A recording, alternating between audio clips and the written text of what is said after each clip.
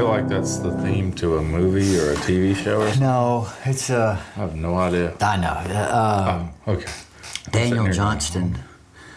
His name is Daniel Johnston. Johnston. Yes. Okay. It's a song called "Story of an Artist." Have you ever? Story of an artist? Yes. This guy was crazy. There's a documentary called "The Devil and Daniel Johnston." Do you remember that shirt that Kurt Cobain used to wear with the frog and the two things in the eyeballs, and it said, "Hi, how are you?" Mm-hmm. That was the cover of Daniel Johnston's album on cassette tape that he handed out to everybody, and they even came up with a genre for his music called, I think it was bedroom rock. There's maybe a song, Love Will Find You in the End, that so many people have covered. He got big, I think in the late 80s, and he'd sit up there with almost like a toy guitar, and he had this really kind of sweet, higher voice, and he would just sing these, and that's about an artist growing old. Why was he crazy? He had schizophrenia or something, and he tried to jump out of an airplane when his dad was flying it. He was locked up in a mental institution and recorded all these. He would sing songs about Mountain Dew. He loved Mountain Dew. When you listen to it, you realize, because again, it kind of sounds childlike at first, and it sort of is, but then you hear how he constructs his lyrics, and it'll floor you, dude. Good music, but sad. It's interesting that sad there's story. so much Jesus and the devil, because it's very, very common in a schizophrenic train of thought, is the spiritual warfare that's always going on. Sure, there's a lot of genius around madness, and this dude's a good example of that.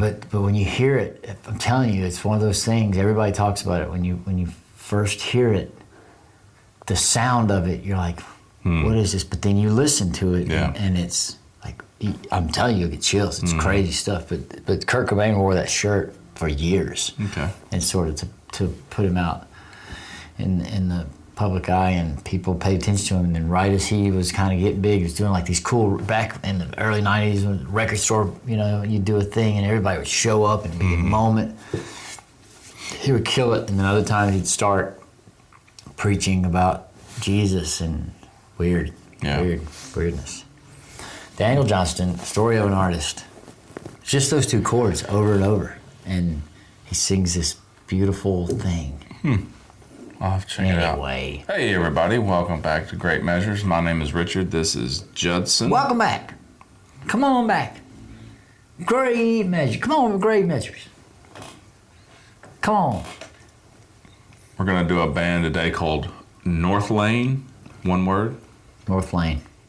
The song is called Quantum Flux. It's from, they're from Australia. Okay. The Australians are going to do something from This down one under. was suggested by my buddy Connor over on Instagram. Shout out to Connor. Is he from Australia? Is he Australian? Good question. I don't know. Just to listen to Northlane. You ready? Yeah. What kind of music is this? You're not going to tell me where he's going to listen We'll just to let you listen to it. Quantum Flux. Quantum Flux. I'm into quantum conversations. Okay. Well, we'll see what this one's about then. All right, then. All right. This is Quantum Flux by Northlane. Ready to roll? Probability. Richard, proceed.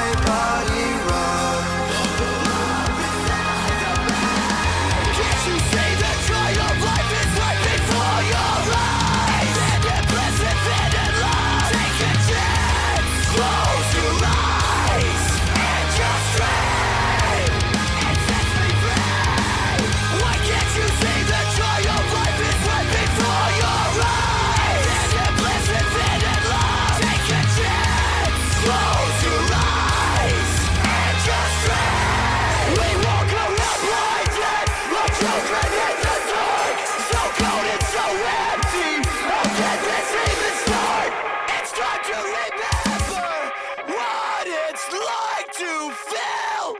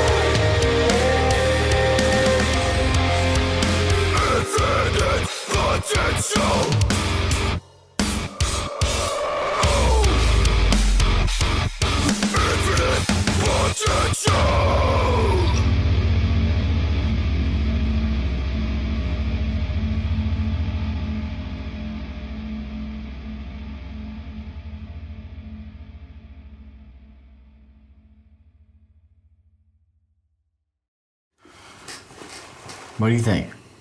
I like it. I had never heard of this band until Connor suggested them. I kind of went through a lot of stuff. He named a few songs and said, these would be good starting points, but this was the one that stood out to me. I would. You got to guess at what year this came out? 2014. Close. 2011. I mean, I think you can pretty much classify this as a branch of metalcore. Yeah, I think it's a cool song. What do you think? I think it's a cool song. There are certain parts I thought were cool. It seems short. It's 4 minutes-ish. Really? Mm-hmm. Well, they didn't really traverse a lot of the same territory. They went through different things and kind of went to another thing. There's a little drum fill that was pretty cool when he stuttered. Mm-hmm. Just one part of the song. The singing set, I guess, which is the first verse, was okay. Sure. But probably my least favorite part of the song. Yeah, me too. Mm-hmm. And then part after that, I like when they create space for the singing. Yeah. And it's just, and then I like that they sort of let the singing go on by itself for a second when he was saying that line, and then they drop into something else. I like the guitar work. Yeah. The guitar sound and whatever the effect is on the guitar is really cool in the beginning. Yeah. That whole movement that they're doing, that's cool stuff. Kind of hard to keep or to find the pattern in it. They just kept going a different pattern. Yeah. It wasn't really verse, chorus kind of thing. I guess he kept saying, you can identify what the chorus is because it's the same words, but they were doing it a different way. There's a little moment of space in there, thallish, just for a second. I don't know. I kind of wish that there were these little spurts of certain things they do. I kind of wish they'd hang on to them for a little longer. Sure. What was your favorite part of the song? There's no guitar solo. No guitar solo. There's a couple of breakdowns in there that I like. My favorite thing about the song, I think, that stands out to me the most is probably the tone of his harsher voice. It just matches everything really well, in my opinion. Yeah. And also the way his inflection and the way he is pronouncing the words. I mean, you can understand a lot of it, or I can understand a lot of it for sure. It's just got this. It would probably be a really cool song to see played live because it's got that rhythmic pattern of his delivery that I think people probably latch onto, and fans of this band probably latch onto. Can we talked about it in an earlier video, I think the Cannibal Corpse video, where the pattern is so catchy and the delivery is so catchy that it can be recited pretty easily at a show, Yeah, I see. Do you think that, so who doesn't love a breakdown? Good question. But when you do them a lot in a song, in different ways, do you sort of run the risk of diminishing the effect of them? Yeah. I mean, but then again, I would be the person that would say, let's just do a song completely of breakdowns, all breakdowns, But then, do you diminish it if when you know it's coming, that's cool. But then when you do 3 or 4, I think it depends on how good the breakdowns are. Yeah, and then how they're broken down. If I personally like the slower from where you're coming from, the better. Mm-hmm. But then if you sort of take off a little bit and take off a little bit, and then you get, I'm all about that. Can the breakdown be overused? I think so. I think it's probably. I think that if the breakdown is good enough, it never gets old. But that's what I mean. The breakdown, So I wonder what constitutes it not being a breakdown anymore and just a part of the song. Does it have to be a part of the song that is completely different from the rest of it in order for it to designate as a breakdown? Or if like I said, if a song is just can a whole song be breakdowns, or do you have to have a songy song part to identify that it's a breakdown? You see what I mean? Yeah. You can't really put together a whole bunch of breakdowns and then say that they were breakdowns, because that's really just the parts of the song. This is very quantum thinking of you. That's where I'm trying to go with this. Its potentiality ends up getting diminished by the fact that it might not be a breakdown. If it's, like I was thinking about that when we were listening to Lorna Shore once. Mm-hmm. They got breakdowns, I guess, but then again, you could sort of reverse it and look the other direction, and it's sort of just parts of the song. They just kind of do different breakdowns, but then you have to be breaking something down. Sure. You have to break apart whatever the song was in the beginning and do something else with it. Can the breakdown be overused? Can it be used so much that it ceases to become a breakdown? I'll have to get back to you on that one. Mm-hmm. Mm-hmm. Sure.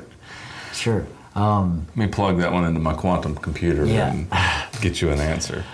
It'll break it down for you. I like the lyrics. Lyrics are strangely positive. Pretty uplifting. And I say that because whenever you have these sort of sounds, harsh vocals, harsher sounding music, you don't expect so much. I mean, the guy says the word joy over and over. Mm-hmm. The joy, notice the joy that's all around you, in front of your face.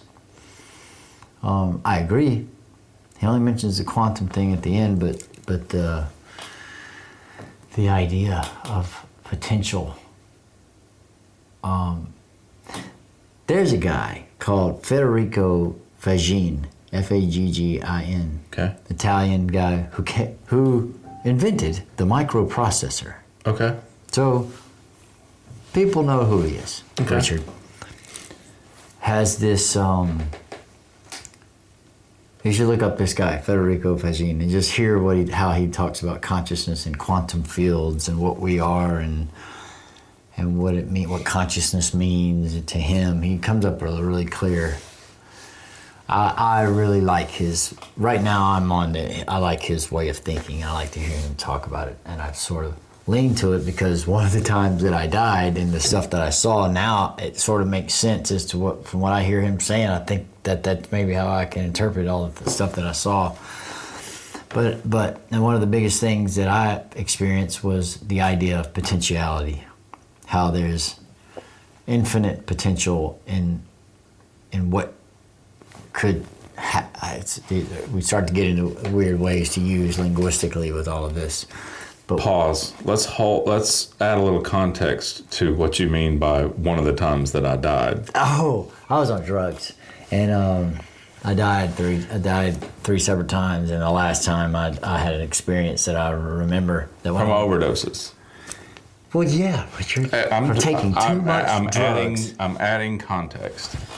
That's all I'm doing. Fentanyl is a killer. I just didn't want people to be going, wait a minute, did he just say one of the times that he died? And I don't want to. I'm more wanting to focus. Sorry, on I didn't mean to the get you actual sidetracked. Experience. But yeah.